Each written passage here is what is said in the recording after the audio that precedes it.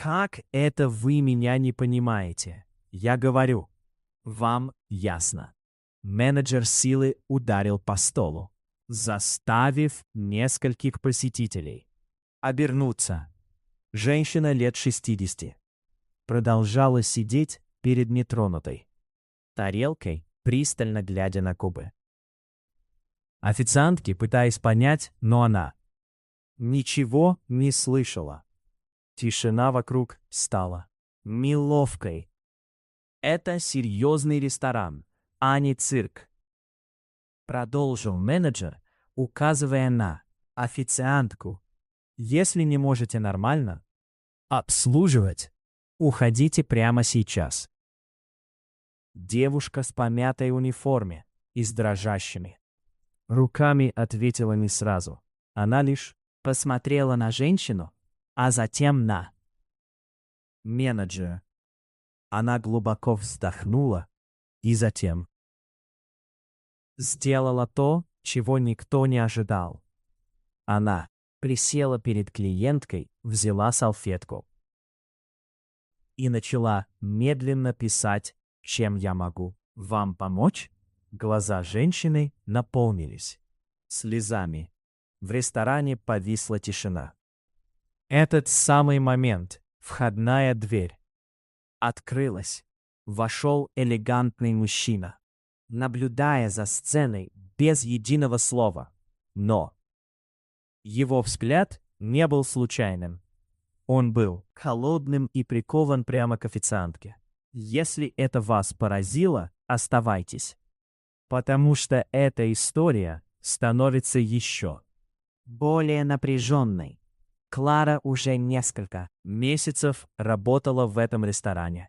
В центре Валенсии двойные смены, скудные чаевые и менеджер, который оценивал ее ценность по скорости, а не по человечности. Она жила в маленькой, съемной квартире, где арендная плата всегда была на пределе. И с больной матерью, которая помогала, как могла. Эта работа была не просто доходом, было единственное, что у нее было. Поэтому, когда менеджер с презрением посмотрел на нее, на глазах у всех Клара почувствовала нечто более глубокое, чем «Не платим за то, чтобы ты тратила время на проблемных клиентов», пробормотал он достаточно громко, чтобы многие услышали. Клара все поняла, потому что уже видела этот взгляд раньше. Взгляд человека, который ищет повод, чтобы тебя уволить. И все же она вернулась к столику. Женщина все еще ждала там. Клара глубоко вздохнула и взяла еще одну салфетку. «У вас есть на что-нибудь аллергия?» Аккуратно написала она. Женщина покачала головой, улыбаясь со смесью облегчения и грусти. Затем она достала что-то из своей сумочки. Маленький блокнот. И написала в ответ: «Спасибо, что не относитесь ко мне так, будто меня не существует». Клара. Это чувство. Годами она тоже чувствовала себя невидимкой.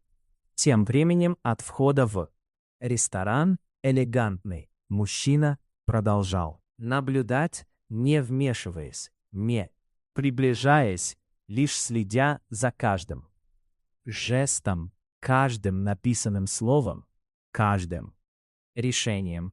Он не был обычным клиентом.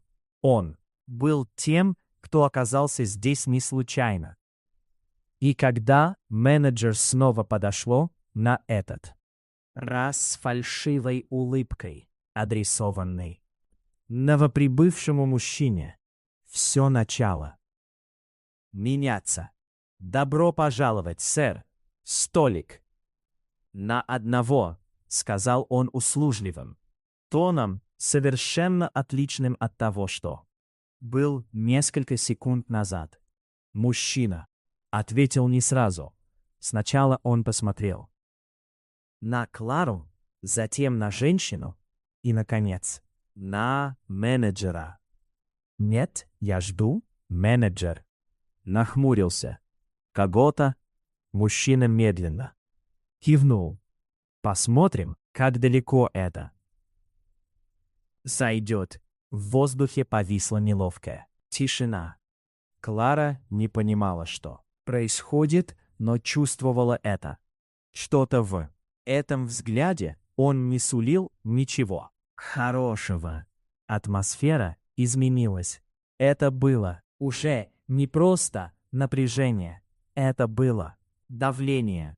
Менеджер вернулся твердым шагом, на этот раз не скрывая своих намерений. Клара на кухню.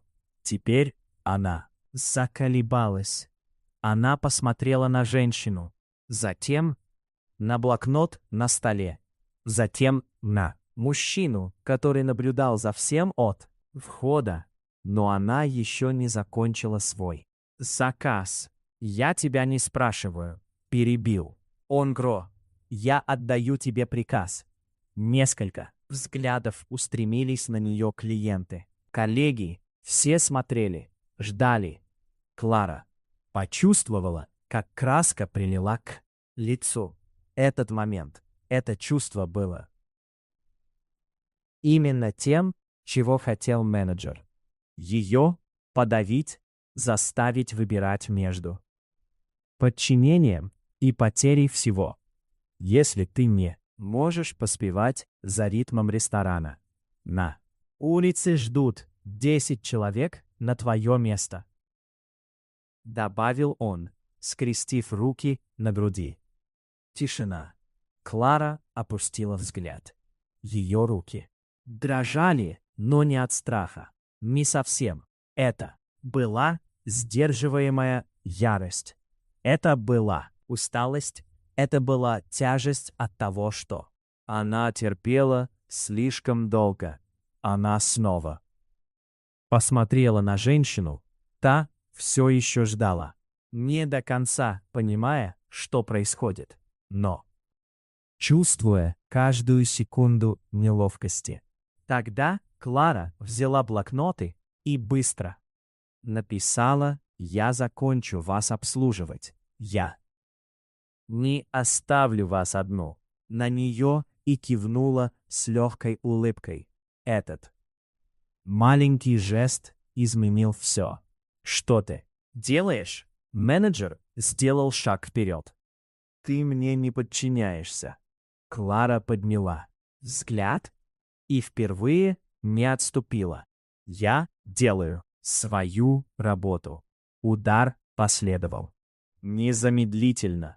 «Отлично. Значит, ты здесь больше не работаешь». По ресторану прокатился ропот. «Уволена». Вот так. Лишних слов без реального предупреждения, без шанса.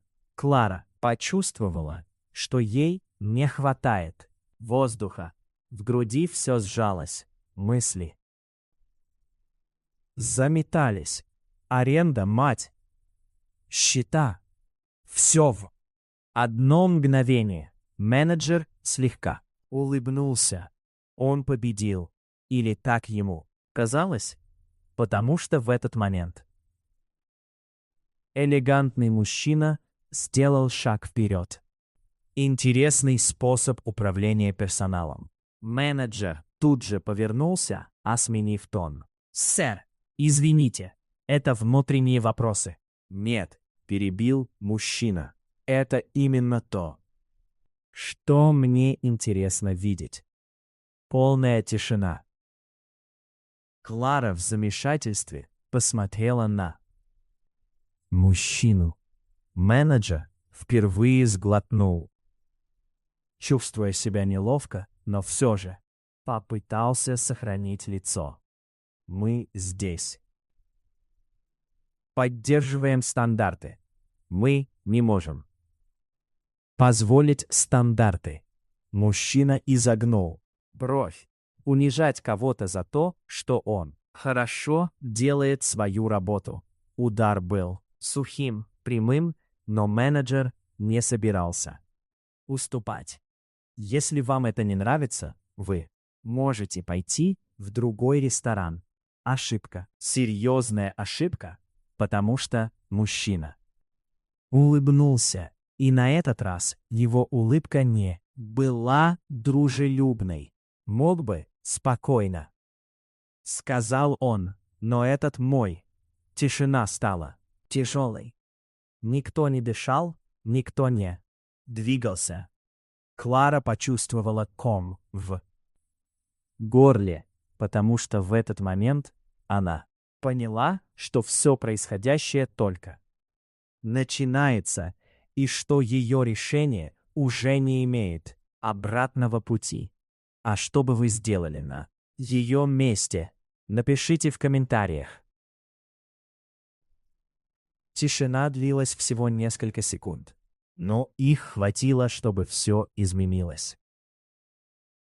Менеджер выдавил нервный смешок. «Сэр, при всем уважении, я не знаю, что вы пытаетесь доказать, но здесь есть правила». Мужчина ответил не сразу, лишь огляделся.